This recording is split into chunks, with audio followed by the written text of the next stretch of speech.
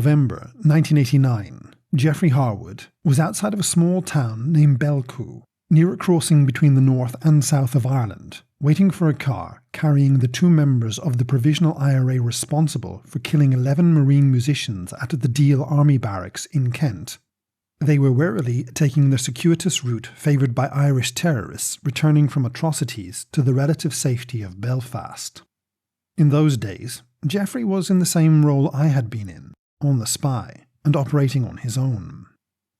The grey-coloured Ford car was on time passing the unguarded border and was carefully approaching Harwood's parked, battered Land Rover on the Sligo Road at a little after 3 o'clock on the autumn morning.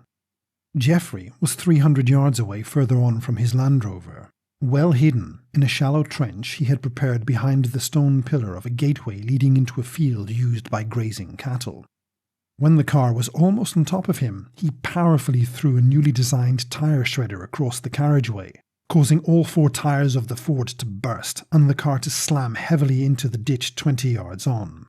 On reaching the vehicle, Harwood withdrew the 2 syringes of the toxic botulinum poison from the small bag he carried. Both syringes were emptied into the IRA murderers whose heads were embedded into the broken windscreen. Next, he carefully unscrewed the caps of 2 metallic tubes that remained in his holdall until they made an audible click. These he laid side by side inside his bag on the rear seat of the Ford. He sprinted back to his Land Rover before the pale, greenish-yellow liquid slowly emerged from one. As he drove hastily away from the scene towards Belcoo, another car approached on the same side of the road as the crashed Ford.